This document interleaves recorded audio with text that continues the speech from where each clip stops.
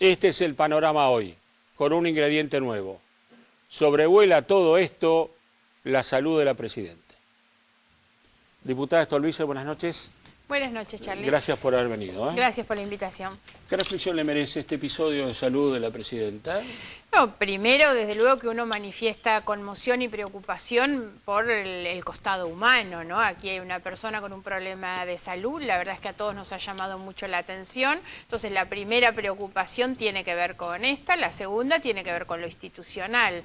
No solo por Vudú a cargo de la presidencia, sino en realidad porque Vudú no es hoy una persona que tenga peso institucional, no la tiene ni siquiera dentro del partido que gobierna, no la tiene hacia afuera, y por lo tanto uno no sabe cuál va a ser la reacción. Aquí lo más grave es justamente eso, no sabemos en un gobierno donde la presidenta concentra absolutamente todo el poder y las decisiones y maneja todo monolíticamente, bueno, cuál va a ser la reacción de un gobierno que sin ninguna duda parece demasiado desorientado, ¿no? Nosotros estamos frente a un gobierno que no tiene equipo económico, no tiene rumbo ni estrategia económica en realidad, con toda la agenda que tenemos en la Argentina. O sea que hay una doble preocupación, ¿no? Una por la salud de la presidenta y otra de cuestiones políticas. Cuestiones políticas, institucionales, económicas, por supuesto. ¿Cómo se va a manejar un gobierno, un gabinete muy débil hoy sin la presidenta para ir atendiendo esta agenda? Y con una presidenta que ocupa mucho el centro de la escena oficial, ¿no? Esa es la cuestión. Es una presidenta que no habla ni siquiera con sus ministros. Aquí los ministros se enteran de las decisiones a través de los medios de comunicación. La presidenta concentra ella sola, a veces con un mínimo núcleo, todo el poder y las decisiones. Entonces me parece que esto complica bastante el funcionamiento de un gobierno ante la ausencia de ella en un mes clave, obviamente. ¿Cuál va a ser la reacción del gobierno frente al resultado electoral? ¿Quién va a salir ese día a poner la cara? Bueno, ¿no? Cristina no, tiene que estar en reposo. Por supuesto, por eso digo, es justamente un mes de muchísima tensión para el gobierno, con una agenda muy cargada y las elecciones encima, y bueno, vamos a tener un presidente a cargo, una figura realmente cuestionada y débil. ¿Usted se presenta como la única opción no peronista en la provincia de Buenos Aires? A mí no me gusta como definición, ¿eh? Hay muchos que nos dicen es la lista no peronista y de hecho lo somos, pero a mí no me gusta como definición. Primero, yo no creo que el votante tenga hoy en cuenta categorías partidarias, ¿no? Me parece que las atrae más las imágenes que los partidos. Sí, yo creo que hoy el votante tiene otro tipo de motivaciones. Los estudios demuestran eso. Claro, la otra cuestión es que tanto la presidenta como el gobernador obtuvieron en la última elección más del 50% de los votos y estoy convencida que esos votos no eran todos peronistas. Por lo tanto, nosotros hablamos tenemos de la elección, el 54 y pico % para Cristina Fernández de Kirchner. Claro, nosotros tenemos que ir a traer una cantidad de votantes, me parece que pensando más en cuál es la opción que nosotros estamos generando de cara hacia el futuro. Esa es la decisión. Nosotros creemos que en esta elección no se juega solamente quién es el legislador que ingresa o quién mete más legisladores. Se está jugando la opción de futuro, que es futuro 2015. Y sí, lo que estamos viendo, y de esto estamos afuera, nosotros sí somos claramente los únicos que no hemos formado parte de estos 10 años de gobierno del kirchnerismo. El resto de las listas tienen todos un componente de kirchnerismo muy fuerte, pero además lo que está claro es que todas las demás listas hoy están librando una batalla interna por la sucesión. El kirchnerismo... Usted dice, Scioli, Massa, de Narváez, exactamente. Hoy están peleando por lo que viene después de Cristina. Claro, estamos hoy claramente en el final de la etapa. Esto por una cuestión ni siquiera es de opinión subjetiva. La Constitución Nacional impide obviamente la reelección, se ha esfumado definitivamente el sueño de Cristina eterna, ni de Cristina candidata 2015, por lo tanto hemos llegado al fin de la etapa. Estos 2 años son 2 años de transición hacia un nuevo gobierno y hoy lo que hay en la provincia de Buenos Aires es una disputa abierta de todos los mismos que siendo justicialistas fueron menemistas, fueron dualdistas, fueron kirchneristas, fueron cristinistas, y hoy se juega cuál es el próximo ismo, si ese es masismo, si es sciolismo, si es macrismo. Margarita, esa es la pelea que hoy hay, es una pelea más hacia el interior del partido que hacia afuera. Pero usted habló de una transición hacia un institucional, hacia un nuevo gobierno. ¿Cómo se imagina esa transición? Bueno, depende en gran medida de cuál sea la reacción del gobierno. Por eso creo que también en este mes es un mes clave para saber cuáles van a ser los pasos que van a seguir hacia adelante. Yo creo que el gobierno está obligado a empezar a entender que la alternancia forma parte de las democracias y tienen que entender que su fin de ciclo ha llegado y la verdad es que hay que preparar una transición tranquila y ordenada. Si me tengo que guiar por las conductas precedentes, no han tenido buenas reacciones frente a las derrotas. Pero bueno, yo confío en que definitivamente empiecen a entenderlo y me parece que también es un gran llamado a la responsabilidad a quienes aspiramos también a protagonizar ese futuro. Hoy el Frente Nuestro, el Frente Progresista, es la única fuerza en condiciones de vertebrar un armado nacional. No lo puede hacer Massa. Massa puede ser hoy el mismo... Massa hoy en la provincia de Buenos Aires con expectativas a nivel nacional. Y nada más. Massa puede ser hoy en la provincia de Buenos Aires el mismo fenómeno que fue en de Narváez en el 2009. Le gana a Néstor Kirchner, nada más y nada menos, con toda esa lista que tenía, 2009, y 2 años después el kirchnerismo ganó. Recordemos por que el casi, 54%. De Narváez sacó casi 32% de los votos. Bueno, ganándole a una lista que estaba integrada por Kirchner, por Scioli, por Massa. Entonces, ¿qué es lo que pasó? Además de que se desarma inmediatamente su acuerdo con Macri y con Solá, la mayor incapacidad fue para vertebrar una fuerza nacional. Porque la verdad ¿Y es que usted cree que eso es lo que Massa no tiene y lo que le faltaría? Tenemos nosotros, y que ustedes tienen? tenemos nosotros. Nosotros vamos usted a tiene poder... un liderazgo en Wiener, ¿no? Claro, nosotros vamos a poder sumar en el mes de octubre los votos de Wiener en Santa Fe, los de Cobos en Mendoza, los de todos los partidos que integran nuestro frente en todo el país, porque somos el único frente por afuera del oficialismo que tiene lista en todas las provincias. Eso incluye el radicalismo. Hablamos del frente que incluye el radicalismo. Sí, el frente que hoy tenemos con el radicalismo tiene lista en todas las provincias y eso es lo que hace falta para articular un proyecto nacional en condiciones de competir con el Frente para la Victoria. No lo puede hacer nadie, aunque gane la provincia más grande de la Argentina. Massa no tiene diálogo con ningún gobernador. Entonces, eso es muy importante, porque mucha gente cree que el voto útil es ganarle al kirchnerismo. Eso es insuficiente. ¿Cuál es el voto útil? El voto útil es el voto que justamente piense en una posibilidad de futuro, en dejar constituida un acuerdo, un frente nacional en condiciones de disputar el poder en el 2015, no ahora. O sea, esa para usted es la pelea por el 2015. Sin ninguna duda, y ese es el mayor capital que nosotros tenemos en esa fuerzas, pelea. según su análisis, lo que es el justicialismo y sus variantes y ustedes. Exactamente. Eso ¿No es lo considera que nosotros... el PRO? ¿No lo considera Macri? No, Macri no ha podido presentar lista en la provincia de Buenos Aires. ¿Cómo se puede pensar en un proyecto nacional sin lista en la provincia de Buenos Aires? Encima lo que le ha pasado, pobre Macri, a veces hasta me da lástima. Metió sus candidatos a diputados en la lista de Massa y Massa lo niega. Sí, cosas que no son de buena conducta esas, me parece, ¿eh? Usted dice que deberían explicitar que hubo un acuerdo. Pero por supuesto, ¿cómo va a ser un acuerdo? Están los diputados de él adentro de esa lista y negarlo, ningunear ese acuerdo. Entonces me da la impresión que lo de Macri hoy es muy, muy débil. Yo creo de todos modos que ahí la figura más convocante de todo lo que puede ser la reunificación del peronismo es Scioli. Me da la impresión que ese es... Bueno, yo la versión que tengo, Scioli el 28 dice, ya empecé.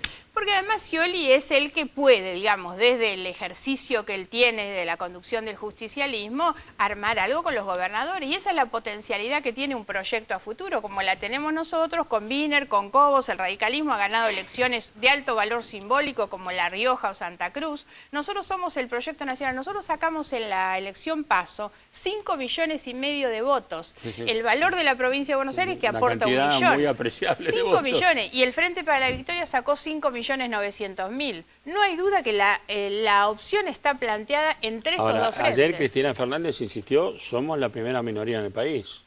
Sí, sí, por eso digo, sacaron 5.900.000, sí, nosotros 5.500.000. Ahora, la opción al 2015. Por eso el voto útil es el voto que realmente, si quieren una alternativa distinta al Frente para la Victoria, apoya al nuestro, no al otro. Margarita, el gobierno parece, no sé si a gusto o disgusto de la presidenta, haber tomado conciencia de algunos problemas, ¿no? Uno es la inseguridad de la provincia de Buenos Aires. ¿Scioli ha tirado una política por la ventana y poner a otra? ¿O es la misma política y cambió de ministro? ¿Cómo lo ve? Primero que nada son más manotazos de ahogado después de la derrota electoral que un reconocimiento sincero de problemas que fueron siempre negados, ¿no? Les costó demasiado darse cuenta y esto ha significado una situación cada vez más grave en los últimos años.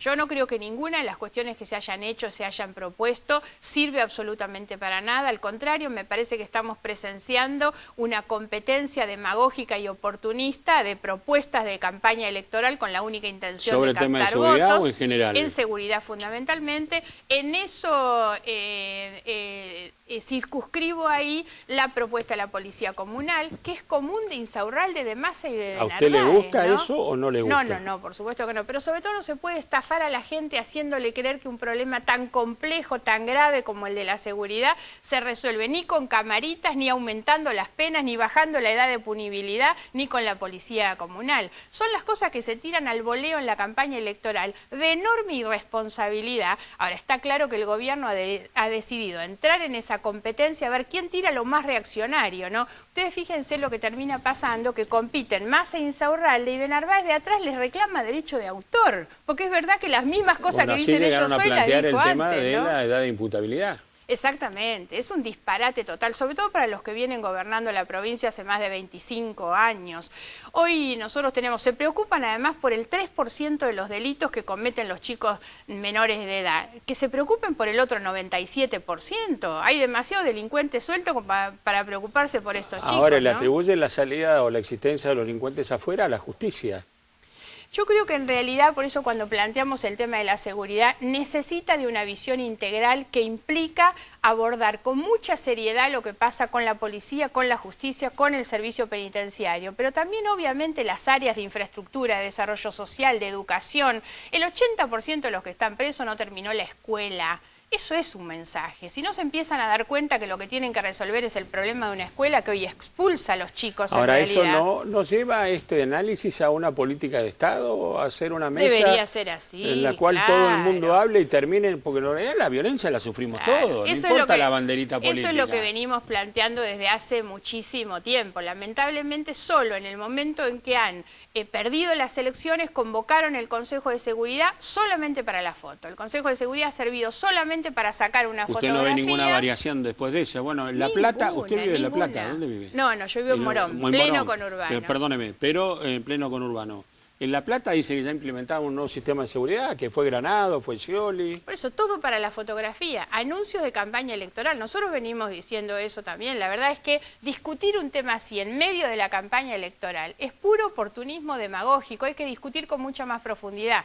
Ahora, Charlie, acá hay que entender que hasta que no se resuelva el grave problema de las mafias vinculadas con el narcotráfico, no se resuelve la inseguridad. Otra pelea nacional. Ninguna de las... Otra pelea nacional. Es competencia nacional. Ahora, la Cedronar, desde que se fue Bielsa hace 8 meses, no volvieron a cubrir la vacante del secretario de la lucha. ¿Y eso significa desinterés? Obviamente, ese es el orden de prioridades. El registro de precursores químicos lo crearon hace 8 años y al día de hoy no lo han reglamentado. Claro, es un registro para evitar la construcción de la droga, claro, ¿no? Es que en realidad el problema que hoy tiene la Argentina, que dejó de ser un país de tránsito y hoy se está produciendo en muchos lugares en nuestra provincia, se produce la droga. Para eso, en gran medida, los precursores químicos, la efedrina, es lo que se utiliza para la elaboración de la droga sintética. Y eso ahora, hoy Margarita, realmente hay aparte del tema de la inseguridad, al menos el candidato Insaurralde en su provincia ha hablado de inflación, puso en duda los precios del INDEC.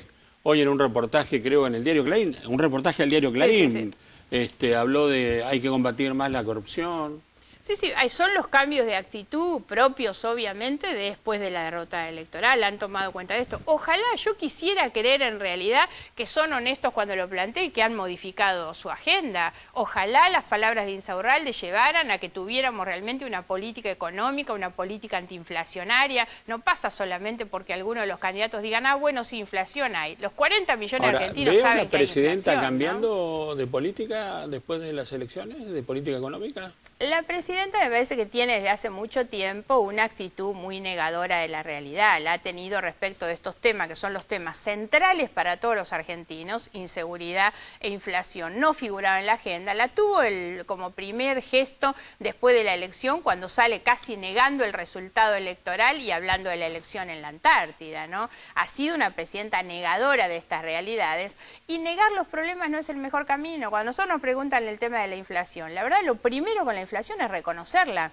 Si uno tiene oficialmente números mentirosos de la inflación, acaban de aprobar un presupuesto en el Congreso de la Nación que es un dibujo con una inflación al 9% anual, esto no resiste ningún análisis y los problemas que no se reconocen nunca se van a resolver. Gracias por haber venido. Gracias que por la tengan invitación. muy buenas noches. Estamos en contacto telefónico ya con Enrique de Rosa. Él es neurólogo, es médico. Doctor, buenas noches. ¿Cómo le va? Charly Fernández. Buenas noches, Charly. ¿Cómo le va? Gracias por atendernos. ¿Cómo está? Bueno, hemos hablado ya al principio del comunicado médico que ayer se conoció. El diagnóstico es colección subdural crónica. ¿Cómo lo podemos traducir a un lenguaje más accesible para nosotros? Bueno, el cráneo, la parte que cuando nosotros tocamos la cabeza de alguien, eso es la parte ósea. Por debajo de la parte ósea está el cerebro, que es una masa gelatinosa, blanda, y entre medio de ambos hay unas láminas llamadas las meninges que tienen una capa más pegada a la parte ósea y una parte más pegada al cerebro. La más pegada a la parte ósea se llama dura madre, y por eso cuando hay un sangrado que se forma que cae en esa capa, por debajo de esa capa, entre esas dos capas que separan la parte ósea con el cerebro, se habla de hematoma por colección de sangre subdural por debajo de esa capa, y que puede ser el crónico, un accidente de tránsito, por ejemplo, y una persona sufre una rápida caída con gran cantidad de sangre ahí y comprime el cerebro y es una urgencia neuroquirúrgica, y en este caso el diagnóstico que han dado que sea una situación crónica. Ahora, doctor, el comunicado revela que la presidenta el 12 de agosto tuvo una caída, no específica qué caída tuvo, pero evidentemente afectó la cabeza, el cerebro. Le hicieron un análisis correspondiente y no reveló nada. ¿Puede ser que eso haya pasado, que no revelara nada y 20 días después apareciera algo? Sí, absolutamente. De hecho es exactamente lo que pasa. Es decir, inmediatamente, por eso una persona con un traumatismo craneoencefálico, es decir, un golpe en la cabeza, directo o indirecto, porque también hay sangrado cuando la masa encefálica sufre una gran sacudida, como justamente los accidentes de tránsito, en las primeras horas a veces no hay nada, y la etapa de observación de 24 a 48 horas tiene que ver para si los parámetros vitales o las imágenes revelan algo, o en el caso de los crónicos, esto lo pueden revelar varios días o semanas más tarde. Ahora, el tratamiento que le han dado, después de 8 o 9 horas de análisis, ha sido reposo. Esto es reposo absoluto, reposo de sus actividades por la tensión, va a haber medicamentación, sé que hay que seguirla, análisis casi cotidianos. ¿Esto es así? Sí, en principio, reposo para la gente normalmente asocia reposo con reposo físico, es decir, eventualmente estar en cama. Este no es el caso. Básicamente tiene que ver con no tener sobrecarga de actividades. En el caso de una persona como puede ser una persona que puede estar en los medios o en una circunstancia de poder o de decisión, es evitar las situaciones de estrés que pueden ocasionar que el incremento arterial, de la tensión arterial, que eso sí es un factor directo. Así que el reposo básicamente tiene que ver con eso, y con otro factor que hoy me señalaba una colega suya, muy importante, que por ejemplo que son los desplazamientos en avión. Que obviamente, eso no desaconsejable, supongo. Absolutamente desaconsejado por la movilización del sistema cardiovascular, el de trombos eventuales y por supuesto cambios de presión. Ahora, el tema de la arritmia que se menciona ayer en el comunicado, ¿puede estar conectado con este diagnóstico o es una cosa diferente? No, en realidad podría ser un síntoma casualmente podría ser, no tiene por qué ser, ¿no? Podría ser un síntoma de justamente una afectación. O sea que el cerebro es una especie de la gran computadora, hablando en términos muy simples, de todas las funciones. Entre otras funciones tiene la frecuencia cardíaca, la presión y demás. Entonces, síntomas como los mareos, que pueden tener que ver con más o menos presión, síntomas como justamente estos que estamos mencionando, en realidad la arritmia también podrían tener que ver con esto. Doctor, digo, el reposo y el tratamiento y el seguimiento es pensando que esto se puede reabsorber. Básicamente esperan ver cuál es la evolución, porque en realidad puede ser que ya esté en un estado estable, y que lo único que van a querer ver, porque el seguimiento de qué manera, clínico, es decir, una evaluación neurológica y constante, y aparte de imágenes, tomografía axial computada, resonancia y alguna otra tipo de imagen que puede haber, para ver si justamente no aumenta, si no aparece ese sangrado, ya que si, ¿cuál es el peligro? Que si un vaso sanguíneo está sangrando, ahí sí aumenta el hematoma, y al aumentar el tamaño de ese hematoma, sí comprime el cerebro y ahí sí es una urgencia. Nada diría que esto es así ahora, por lo que nos hemos enterado. Mire, creo yo que debe ser todo lo contrario, porque dada, si en un caso de una persona común y silvestre estaría en observación, en el caso del caso de la presidenta, evidentemente si la han enviado a su domicilio, un centro de las características y la calidad en el que ha estado, evidentemente han considerado que no es de riesgo y que merece simplemente una evaluación constante. Algunas opiniones médicas que se conocieron hoy, y yo sé que usted es muy cuidadoso y yo trato de serlo también, decían que tal vez hubiera convenido que la presidenta continuara internada en observación. Bueno, pueden ser criterios. Lo que sí sabemos es que los neurólogos de la Fundación Favaloro o del Instituto de Neurología que está asociado a la Fundación Favaloro son muy buenos, así que evidentemente han hecho todas, es decir, los accidentes cerebrovasculares, y esto entraría dentro de ellos, tienen hasta una evaluación de riesgo. Si han considerado que no hay ningún factor de foco es si no hay justamente una consecuencia motora o sensorial o psíquica, que lo considere perfectamente, y no han tenido ningún otro elemento, simplemente una evaluación de descarte que ha tenido que ver con la arritmia, y no han encontrado cuadros o confusionales o alteración de la memoria, dificultad para hablar o dificultades motoras como para caminar. Si la cefalea pareció que esto sí era indicador, habrán considerado, y creo que con buen criterio la han enviado a su domicilio. Y uno supone también que hay una unidad médica muy vigilante en la Quinta Olivos en relación a la presidenta. Sí, claro, con médicos independientemente, porque esto se mezcla mucho, se ha hablado mucho inclusive de esto como un cuadro que no, el solo hecho de la no emergencia implica que puede ser una simulación en definitiva, pero no, la emergencia en los accidentes cerebrovasculares es clara y definitiva, y la conducta de observación en una persona que sabemos positivamente que va a tener un control constante, porque muy diferente es cuando se recibe en una unidad en un hospital, en una zona periférica, una persona que uno no sabe qué va a pasar y la envía a su domicilio y no tiene ningún control, que una persona que sabe que tiene acceso directo e inmediato a un muy buen control médico, ¿no? Ahora, doctor, por lo que sabemos, ella fue a la Fundación Favaloro por la arritmia y después hubo un examen neurológico. ¿Cómo se llega de una cosa a la otra? Bueno, sin duda, en parte seguramente por un buen criterio de los médicos. La relación corazón-cerebro es una relación muy frecuente, igual que, diría, mis dos especialidades son una sola, la neurología y la psiquiatría. Tienen que ver con lo mismo cuando, por ejemplo, en psiquiatría hoy muy habitualmente lo que hacemos es una evaluación neurológica básica en gente que seguramente no nos va a dar nada.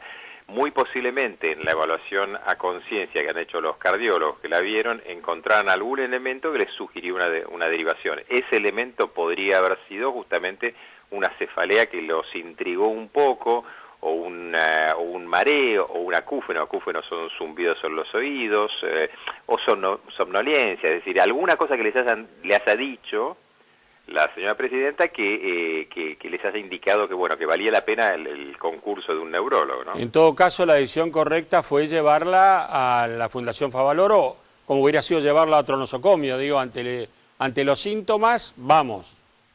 Sí, sin duda, y es un poco, creo que la utilidad de esto que están haciendo ustedes los periodistas, que es hablar, y por algo la concientización en accidentes cerebrovasculares es una enfermedad globalmente, ya que es un conjunto de enfermedades, una enfermedad muy importante, ha hecho que la gente esté más clara respecto a estos síntomas, señales, y obviamente, ante la duda, sin duda uno le dice a los pacientes en varias situaciones en neurología y psiquiatría que seguramente no va a dar nada, pero la actitud preventiva de ante un síntoma aparentemente menor, no dejarlo pasar, es buena. Bueno, para concluir y agradeciéndole la llamada telefónica, digamos que en función de lo que se sabe, parecería todo bien encauzado.